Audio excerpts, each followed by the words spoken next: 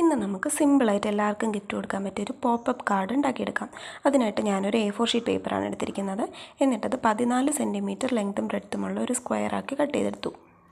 എന്നിട്ട് ആ സ്ക്വയറിന് ഇതേപോലെ 4ആക്കി മടക്കിയെടുത്തു. മടക്കിയെടുത്ത സ്ക്വയറിലേക്ക് ഇതേപോലെ ഒന്ന് വരച്ചെടുത്ത് അത് കട്ട് ചെയ്തെടുക്കണം. കട്ട് ചെയ്യുന്നതിന് മുന്നേ സൈഡുകൾ ഞാൻ കാണിച്ചിരിക്കുന്ന പോലെയാണെന്ന് ശ്രദ്ധിച്ചിട്ട് കട്ട് ചെയ്തെടുക്കണം. എന്നാൽ മാത്രമേ നമുക്ക് ഈ പ്ലസ് ഷേപ്പിൽ കിട്ടത്തുള്ളൂ. ഈ കിട്ടിയ ഷേപ്പിനകത്തേക്ക് ഞാനൊരു ക്രിസ്മസ് അപ്പൂപ്പനെ വരച്ചെടുത്തിട്ടുണ്ട്. അതേപോലെ നിങ്ങൾ വരച്ചെടുത്തിട്ട് ഈ കാണിക്കുന്ന പോലെ ഒന്ന് മടക്കി സെറ്റാക്കി ആദ്യം വയ്ക്കണം.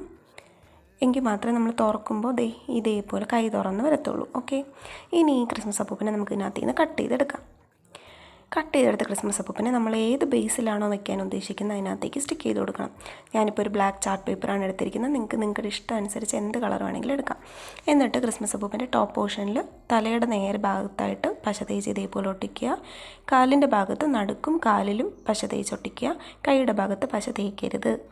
കൈയുടെ ഭാഗത്ത് പശ തേച്ച് തുറക്കുമ്പോൾ ഇതേപോലെ വരത്തില്ല. ഓക്കെ, ഇങ്ങനെ പശ തേച്ച് ഒട്ടിക്കുക. ഇനി നമ്മുടെ ഫ്രണ്ട് പേജ് നമുക്ക് ഇഷ്ടമുള്ള രീതിയിൽ ഡെക്കറേറ്റ് ചെയ്യാം. ഞാനിപ്പോൾ ഒരു വിഷ് ഇങ്ങനെ എഴുതി കട്ട് ചെയ്ത് കളർ അടിച്ചെടുത്തിട്ടുണ്ട്. അത് എൻ്റെ ഫ്രണ്ടിൽ ഒട്ടിച്ച് കൊടുക്കുന്നുണ്ട്. നിങ്ങൾക്ക് വേണമെങ്കിൽ എങ്ങനെ ഗ്ലിറ്ററൊക്കെ ഇട്ടിട്ട് എന്ത് വേണമെങ്കിലും ചെയ്ത് ഡെക്കറേറ്റ് ചെയ്തെടുക്കാം. തുറക്കുമ്പോൾ നമ്മൾ ക്രിസ്മസ് അപ്പൂപ്പൻ ഇതേപോലെ വരും.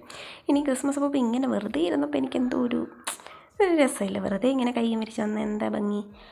അങ്ങനെ ഞാൻ ഫോം ഷീറ്റ് വിട്ട് 2 ഗിഫ്റ്റും കൂടി കൈ കൊടുത്തപ്പോൾ മുടുക്കനായി. നിങ്ങൾക്ക് ഇഷ്ടമുള്ള രീതിയിൽ പുള്ളിക്കാരനെ ഡെക്കറേറ്റ് ചെയ്യാം. എന്നെക്കൊണ്ട് ഇത്രയൊക്കെ പറ്റും. അപ്പോൾ എല്ലാവർക്കും ഇഷ്ടമായെങ്കിൽ ലൈക്ക് ചെയ്ത് സപ്പോർട്ട് ചെയ്യണേ.